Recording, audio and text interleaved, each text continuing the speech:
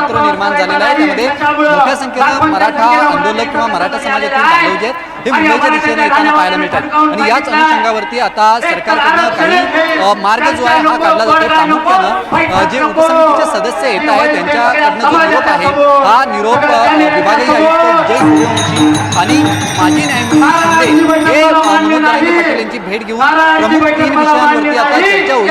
यामध्ये पहिले म्हणजे गेल्या काही महिन्यांपासून मनोज जरांगे पाटील यांची सातत्याने एक मागणी होती की जे आंदोलनादरम्यान ज्या मराठा आंदोलकांवरती गुन्हे दाखल केले होते हे गुन्हे मागे घेण्यात यावे याच्या बाबतीत सरकारकडनं आता सकारात्मक विचार करण्यात आलेला आहे आणि गंभीर स्वरूपाचे गुन्हे वगळता जे आंदोलनाच्या बाबतीत गुन्हे झालेले आहेत ते मागे घेण्याच्या बाबतीत सरकारची सकारात्मक भूमिका आहे। दुसरं म्हणजे या आंदोलनाच्या दरम्यान गेल्या 3-4 वर्षात मोठ्या प्रमाणात ही आंदोलनं झाल्यामुळे अनेक मराठा आंदोलकांचा मृत्यू झालेला आहे।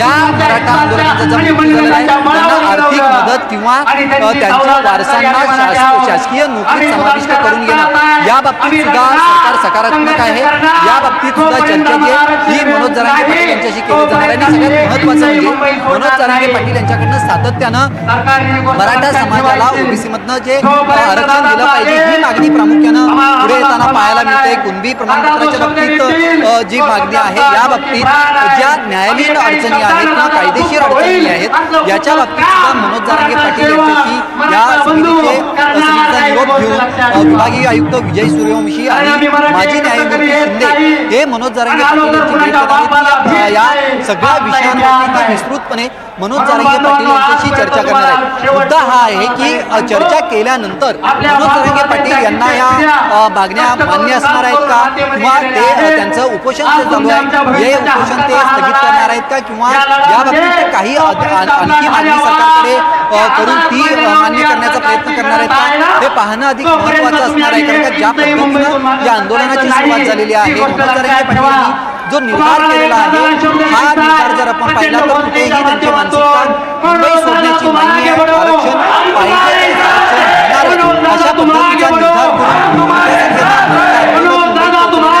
स्वतः मनोज जरांगे पाटील या मागणीला धरून ते जिद्दीला पेटलेलं आहे आणि या सरकार याबाबतीत काय नेमकं मार्ग काढणार आहे आणि आता उपसमितीचा निरोप घेऊन जे सदस्य मनोज जरांगे पाटील यांची भेट घेणार आहेत या बाबतीत या मागण्यांवरती जो निरोप आहे याबाबतीत मनोज जरांगे पाटील यांचं समाधान होणार आहे का हे अधिक पाहणं अधिक महत्त्वाचं असणार आहे।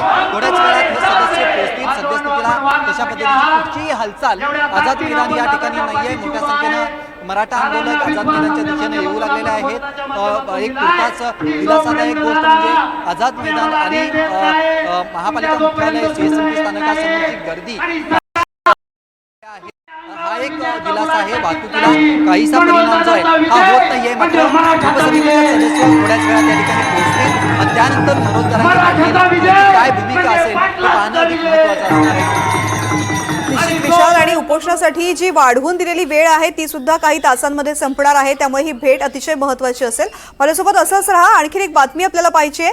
आंदोलनाच्या ठिकाणी सुविधा दिल्या जात नाही अशी टीका मनोज जरांगे करत असताना या संदर्भात जी बैठक झालेली आहे राधाकृष्ण विखे पाटील यांची त्या बैठकीनंतर राधाकृष्ण विखे पाटील यांनी काय प्रतिक्रिया दिलेली आहे आपण पाहूयात।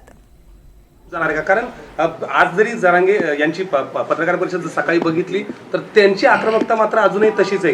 घेणारच ओबीसी मधूनच द्यावं लागेल ह्या सगळ्यावर नेमकं सरकार काय करेल? म्हणूनच मी म्हटल्याप्रमाणे न्यायमूर्ती शिंदे साहेब आणि आमचे विभागीय आयुक्त त्यांच्याशी आता चर्चा करायला जाणार आहे आणि त्यांनी उपस्थित केलेल्या मुद्द्यांसंदर्भात आम्ही जी आज चर्चा केली आणि काही निर्णय केलेत त्याची माहिती ते त्यांना देतील आणि मग पुढे आणखीन काही आवश्यकता असेल तर पुन्हा एकदा आम्ही त्या संदर्भात पुन्हा सविस्तर त्यासाठी बसणार आहोत। काय अपेक्षित आहे आपण जी चर्चा केली बैठकी? मला वाटतं मी बोलण्यापेक्षा ती समितीच्या प्रमुख आमचे जे आहेत आता जाणार आहेत न्यायमूर्ती शिंदे साहेब तेच त्या संदर्भात बोलणार आहेत आणि त्यांनी त्याची चर्चा केल्यानंतर मी काही बोलणं त्या अगोदर ते काही उचित नाही कारण शेवटी त्यांना प्राधिकृत केलं आपण की त्यांनी जाऊन त्या माननीय जरांगे पाटील साहेबांच्यावर चर्चा करावी। तर उपसमितीच्या बैठकीत